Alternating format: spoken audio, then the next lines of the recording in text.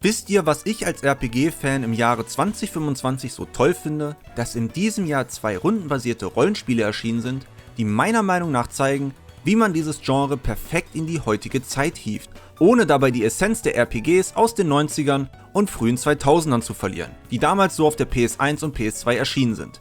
Und wie ihr wahrscheinlich schon erkannt habt, geht es dabei um Clair Obscur Expedition 33 sowie dem Remake von Trails in the Sky First Chapter. Beide Titel entstammen aus dem gleichen Subgenre der rundenbasierten JRPGs, interpretieren die Ausführungen davon aber, wie ich finde, völlig unterschiedlich. Zum einen ist Clair Obscur ein melancholisches Epos voller Tragik, toller Inszenierung, mit natürlich wirkenden Dialogen, wunderschönen Artdesign und chorlastigen Soundtrack, das zwar an alte PlayStation 2 RPG-Zeiten erinnert, dabei aber Neues versucht, gerade beim Kampfsystem. Es ist zwar an sich rundenbasiert, erinnert mich dabei aber an sowas wie Legend of Dragoon oder Lost Odyssey. Genau wie in den genannten Spielen wird die abwechselnde Klopperei durch aktive Quicktime-Elemente erweitert, wodurch ein Parry- und Dodge-System möglich wird, was sich dann, wie ich finde, richtig frisch anfühlt. Für mich hat Clair Obscur gezeigt, wie ein modernes, komplett neues AAA-wirkendes rundenbasiertes Rollenspiel gemacht werden kann, ohne dabei die Seele alter JRPGs zu verlieren. Wobei Clair Obscur zugegeben eher ein FRPG ist, das Spiel ist schon echt französisch. Auf der anderen Seite haben wir dann noch das Remake von Trails in the Sky First Chapter.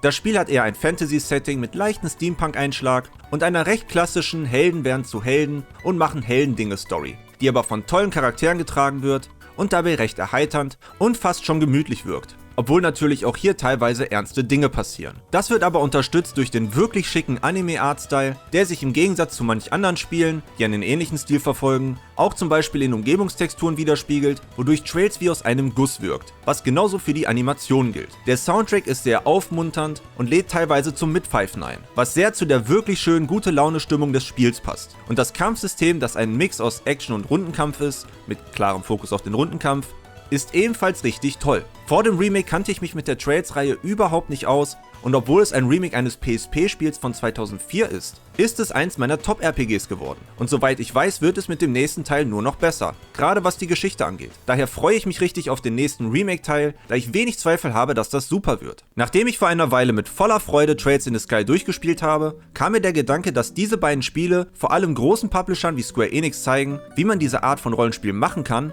ohne direkt befürchten zu müssen, dass das Spiel ein Flop wird, wenn es kein reines Actionspiel wie Final Fantasy 16 ist, da es ja angeblich nicht mehr zeitgemäß sei, rundenbasierte Rollenspiele zu machen. Diese Ansicht wird sogar in einem Interview mit Naoki Yoshida bestätigt, welcher einer der Hauptproduzenten des Spiels ist. Oder im Falle von Final Fantasy VII Rebirth nutzt man eine Open World statt einer klassischen World Map, da man glaubt, nur so bei den heutigen Spielern anzukommen und dass man es mit gefühlt hunderten Nebenaufgaben befüllen muss, um den Spieler bei der Stange zu halten. Sowohl Clair Obscur als auch Trails in the Sky zeigen, doch natürlich geht das, man muss die Spielsysteme nur an heutige Standards anpassen, beziehungsweise es sinnvoll erweitern. Oder anders gesagt, man muss alte Mechaniken weiterentwickeln, statt diese aufzugeben, um es durch was anderes zu ersetzen. Und an der Stelle bleiben wir auch mal bei Square Enix, denn meiner Meinung nach zeigt die Firma zumindest bei den aktuellen Final Fantasy Titeln, wie man es nicht macht und dient damit als perfektes Gegenbeispiel zu Clair Obscur und dem Trails Remake. Square schreddert nämlich zumindest für mich komplett an der Realität vorbei und setzt den Fokus, wie ich finde, völlig falsch. Da brauche ich noch nicht mal firmenpolitische Sachen thematisieren, wie zum Beispiel, dass aktuell QA-Tester zu 70% durch KI ersetzt werden sollen, was ganz bestimmt super funktionieren wird und sich nur positiv auf die Spiele auswirken kann.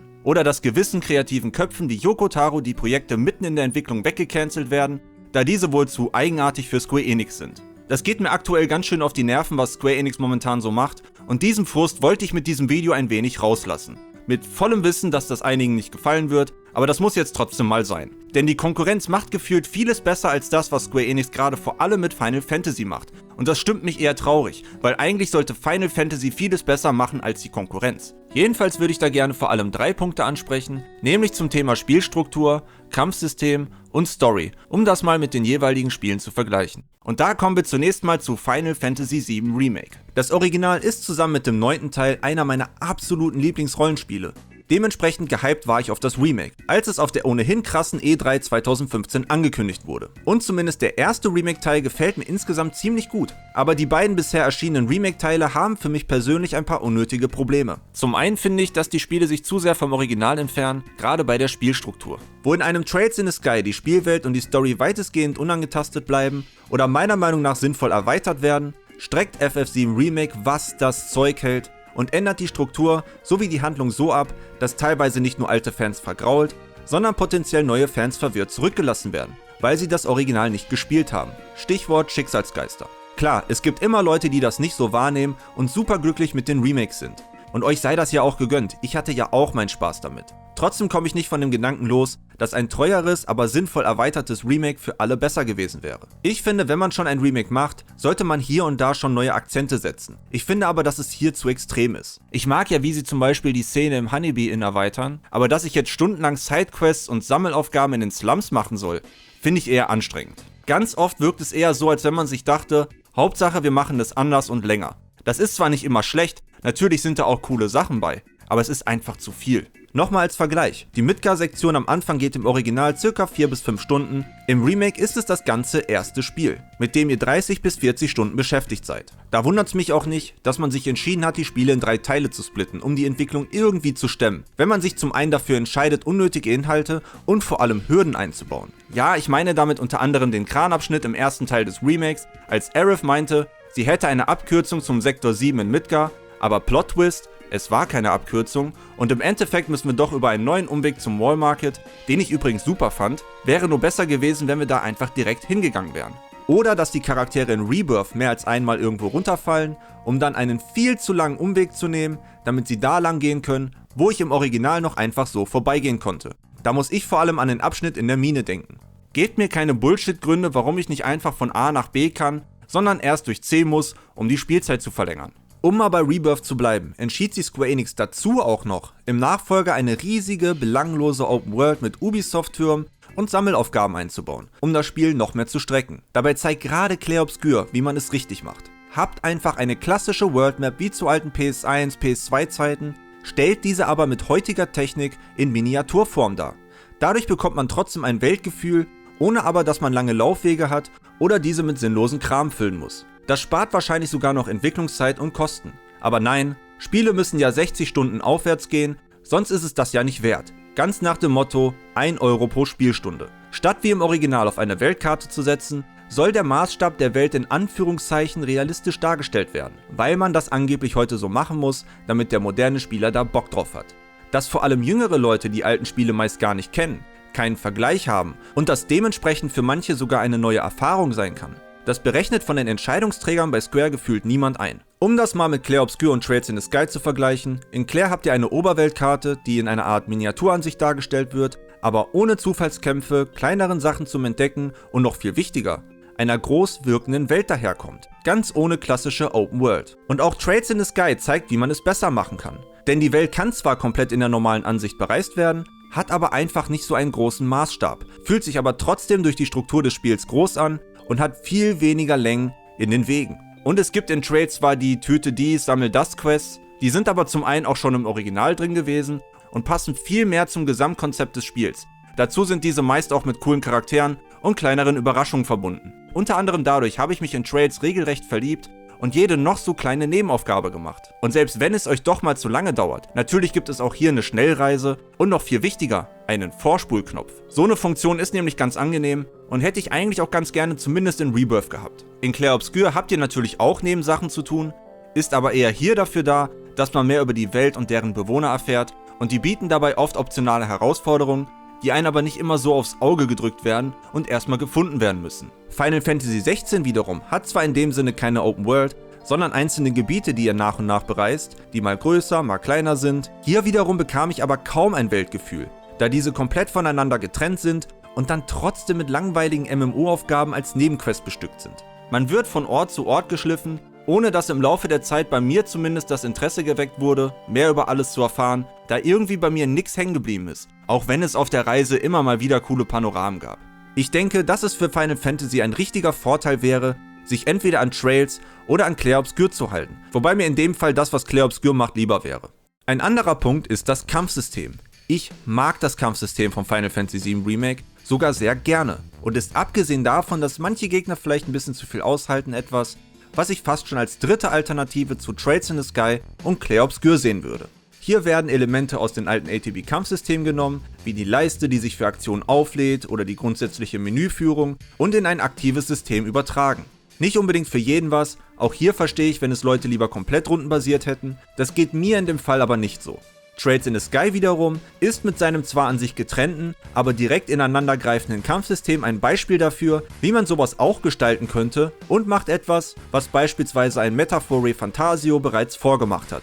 Es verbindet ein Action-Kampfsystem mit Rundentaktik, in dem das Action-Kampfsystem direkt unterstützend für das Rundenbasierte ist. Bedeutet, dass ihr bevor der Kampf losgeht die Möglichkeit habt, mit ein paar wenigen Fähigkeiten die Gegner in einem Action-Modus zu bekämpfen. Grundsätzlich könnt ihr sie auch so besiegen, aber eigentlich ist euer Ziel vor allem bei stärkeren Gegnern, diese vorab zu betäuben, was mit genügend Schlägen gelingt. Dann wechselt ihr in das rundenbasierte Kampfsystem, wo ihr dann euer ganzes Moveset habt. Es ist aber nicht so, dass ihr wie in den meisten JRPGs einfach auf einer Seite stehen bleibt. Die Position der Gruppenmitglieder ist wichtig für die verschiedenen Angriffe, daher müsst ihr diese dementsprechend in jeder Runde bewegen. Verschiedene Spezialangriffe mit kleinen zeitgebundenen Entscheidungen runden das Ganze dann ab. Eure Fähigkeiten erhaltet ihr übrigens ähnlich wie bei dem wirklich guten Materia-System von FF7 über das Orbment-System, wo ihr quasi verschiedene Elemente slotten könnt und die richtige Kombination bestimmt, welche Magie ihr nutzen könnt, was ein ziemlich cooles System ist und verschiedene Builds erlaubt. Ich persönlich mag beide Kampfsysteme und ich finde, die sind beide auf eine spaßige Art neu interpretiert worden, ohne die Kernmechaniken, die diese Spiele ausgemacht haben, komplett über Bord zu werfen. Und dann ist da Final Fantasy 16. Meiner Meinung nach ist das aktive Kampfsystem, das sich hier nach Character Action Games richtet, die vollkommen falsche Richtung. Man hämmert permanent auf die Knöpfe und kommt irgendwie durch. Ich persönlich empfand es als ziemlich langweilig, eintönig und viel zu einfach. Und falls jemand sagt, ja dann spiel halt auf schwer. Nein, ein Kampfsystem sollte nicht erst Spaß machen, wenn man es auf Hardcore spielt. Das Kampfsystem hatte viel zu wenig Tiefe und die ebenfalls simplen Kaiju-Kämpfe machten das Ganze nicht besser. Natürlich sehen die Effekte und Animationen imposant aus und dem Gespratze zuzuschauen macht ja auch grundsätzlich Spaß. Aber wenn man es auf die Mechaniken runterbricht, ist das alles ziemlich basic und ich konnte ohne Witz gerade am Anfang das Kampfsystem mit einer Hand bedienen, nur so halb aufpassen und bin trotzdem durchgekommen, da viele der Möglichkeiten im Kampf bzw. im Kombosystem eher mehr Eye-Candy bzw. Show sind und eher weniger nötig. Und das Ding ist ja, dass dieses Kampfsystem vor allem aus Marketinggründen entstanden ist, da Square Enix gedacht hat, dass dies für moderne Spieler so gemacht werden muss, um ein Verkaufsgarant zu werden. Dabei hätte FF16, wie ich finde, eher die Rolle von Clair Obscur einnehmen sollen. Und die aktuelle Richtung von Final Fantasy hat einem Clair Obscur wahrscheinlich sehr geholfen, da eindeutig das Verlangen da war, solche Spiele mit ordentlichen Produktionswerten zu bekommen. Clair Obscur entwickelt das klassische Rundenkampfsystem weiter und geht nicht den einfachen Weg des normalen Actionspiels und wird dafür belohnt. Der Mix aus Rundenkampf mit Quicktime-Events, Parries und Dodges und sogar Third-Person-Shooter-Elementen fühlt sich toll an und fordert einen richtig. Das Picto-System, was euch verschiedene Bonis für den Kampf gibt, ist ebenfalls ganz cool, auch wenn ich das Materia-System aus FF7 tatsächlich mehr mag. Für mich persönlich haben Clair und Trails mit die besten Kampfsysteme in diesem Genre. Sie nutzen im Kern dasselbe Prinzip, interpretieren die Ausführung aber völlig anders und in beide Richtungen für mich fast perfekt. Und wie erwähnt mag ich das Kampfsystem von Final Fantasy VII Remake auch ziemlich gerne, aber das kann ruhig gerne bei Final Fantasy VII Remake bleiben. Ich persönlich würde mir für ein Final Fantasy 17 oder wie auch immer es heißen wird wünschen, dass man sich an einen der beiden Spiele hält. Auch wenn ich speziell für die Reihe das von Clair Obscur bevorzugen würde. Vielleicht könnte man ja nochmal auf den Fake Final Fantasy 13 Trailer schauen, wo in einer recht actionreichen Cutscene einfach das Interface vom Kampfbildschirm drüber gelegt wurde, um so zu tun, als wenn das Ingame wäre. Warum nicht zumindest versuchen, das jetzt mal tatsächlich für ein Spiel umzusetzen? Ich weiß natürlich nicht, wie realistisch das ist. Das wäre für mich aber eine weitere Entwicklung des klassischen rundenbasierten Kampfsystems, die ich persönlich cool finden würde. Aber kommen wir mal zu meinem letzten Punkt und dann lasse ich das arme Final Fantasy in Ruhe, denn wir müssen nochmal auf die Story zu sprechen kommen. Fangen wir zunächst mit Final Fantasy 16 an. Auch hier, es ist meine persönliche Meinung, aber ich konnte mit den meisten Charakteren wenig anfangen, beziehungsweise konnte keine wirkliche Bindung aufbauen.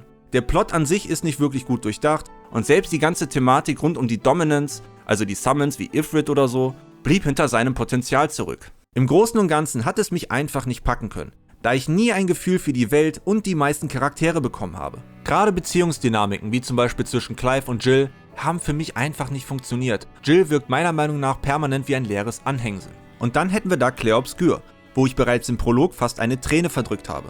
Auch wenn ich ein paar Probleme mit dem Ende des Spiels habe, packt einen die Geschichte von Clair Obscur nicht nur durch die einzigartige Welt und den wirklich interessanten Plot, sondern vor allem durch die Charaktere und deren Darstellung. Alle haben nachvollziehbare Gründe für ihr Handeln, es wird Platz für Interpretationen gelassen, die Beziehungsdynamiken wirken menschlich und ganz wichtig, Die Dialoge wirken natürlich, beziehungsweise generell hat das Spiel ein ziemlich gutes Writing.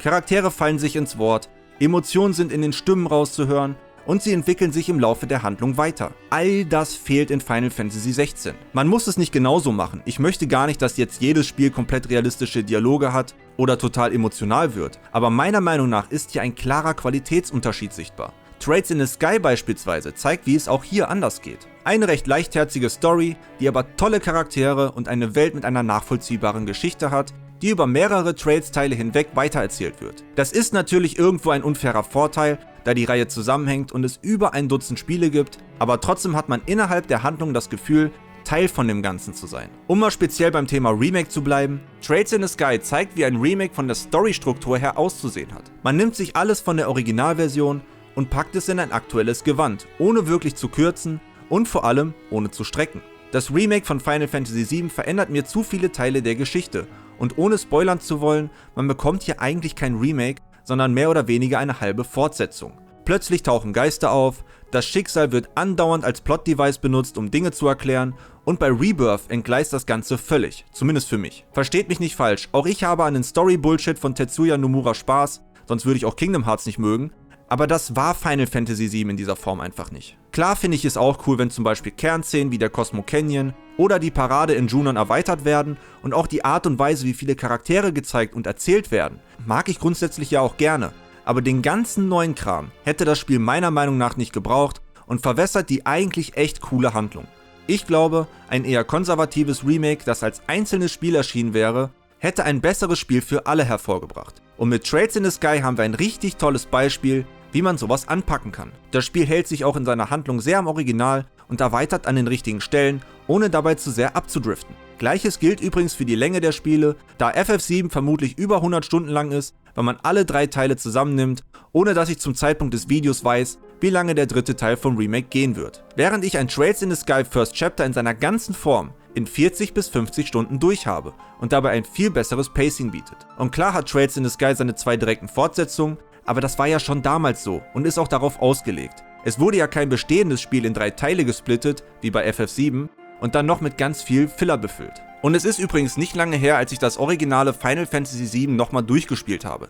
Das Pacing ist hier so viel besser und auch wenn es 1-2 Stellen gibt, wo man ohne Guide nicht wirklich wissen kann, wie es weitergeht, fühlt sich das alles genau richtig an. Falls ihr mal Bock habt, das Original zu spielen, euch aber vielleicht zum Beispiel die Optik abschreckt, gibt es für die PC-Version Mods, die man mit dem Seven Heaven Mod Launcher easy installieren kann, die daraus auch fast schon ein Remaster machen mit neuen Modellen, hochauflösenden Hintergründen, Echtzeitschatten und mehr. Übrigens ebenfalls etwas, was man auch von Square Enix erwarten könnte. Natürlich ist mir bewusst, dass an einem Remake von Final Fantasy VII andere Erwartungen gekoppelt sind.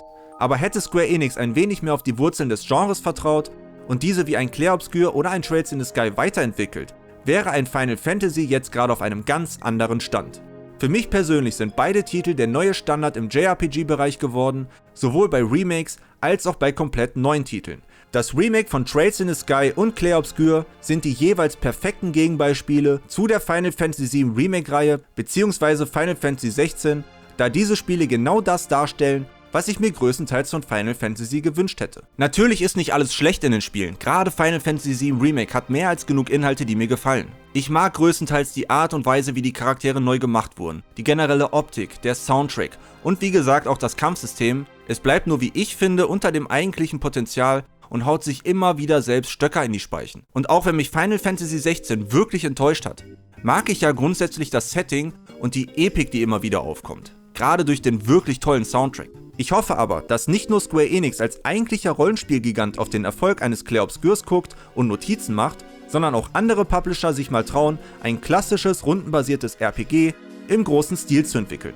Nur mal zum Vergleich, Final Fantasy 16 hat sich Stand März 2025 ca. 3,5 Millionen Mal verkauft, mittlerweile werden es ein bisschen mehr sein, während ein Clair Obscur bereits einen Monat nach Release bei 3,3 Millionen war und mittlerweile bei ca. 5 Millionen ist. Und ich garantiere euch, dass die Entwicklung von Clair Obscur ein gutes Stück billiger war als von FF16. Das alleine sollte zeigen, dass definitiv der Bedarf da ist und ich hoffe, dass das Beweis genug ist, mehr in diese Richtung zu entwickeln. Es ist eins meiner Lieblingsgenres und ich freue mich wirklich, dass ein Clair Obscur und auch eine eigentliche Nischenreihe mit Trades gezeigt haben, dass das Potenzial von rundenbasierten Rollenspielen noch lange nicht ausgeschöpft ist. Genauso wie ein Baldur's Gate 3 der nächste Schritt für CRPGs war, ist ein Clair Obscur der nächste Schritt im JRPG-Genre. Auch wenn es wie gesagt streng genommen ein FRPG ist. Und Trails in the Sky zeigt, wie man ein tolles, aber sich trotzdem frisch anfühlendes Remake machen kann, ohne dabei groß Kernelemente ändern zu müssen. Und an dieser Stelle sei gesagt, dass das Video kein Final Fantasy Bashing sein sollte. Die Reihe liegt mir ziemlich am Herzen und deswegen macht es mich ja so traurig, dass andere Spiele so stark zeigen, was bei Final Fantasy zumindest für mich schief läuft. Ich freue mich auf die nächsten Final Fantasy Spiele. Genauso wie ich mich auf ein Clair Obscur 2 oder das nächste Remake von Trails in the Sky freue. Ich hoffe nur, dass andere Entwickler sich diese Spiele als Inspiration nehmen, um weitere tolle Spiele in einem der besten Videospielgenres zu kreieren. Das war's aber mit diesem kleinen Meinungsvideo von mir. Ich hoffe, dass euch das gefallen hat oder ihr es zumindest interessant fandet. Schreibt mir gerne eure Meinung zu dem Thema, das würde mich wirklich interessieren. Vielleicht habt ihr noch ein paar Punkte, Vergleiche oder sogar Gegenbeispiele, die ich nicht mit reingenommen habe. Aber das war's auf jeden Fall mit diesem Video. Liked und abonniert gerne den Kanal, wenn euch der Content gefällt und schaut natürlich auch gerne bei meinem Kanal vorbei. Dort findet ihr noch Rückblicke, Trivia-Videos und mehr. Folgt mir auch gerne bei Instagram und Twitch, die Links findet ihr in der Beschreibung. Aber das war's an der Stelle von mir. Vielen lieben Dank fürs Zusehen, habt einen wunderschönen Tag, macht's gut und auf Wiedersehen. Ciao, ciao.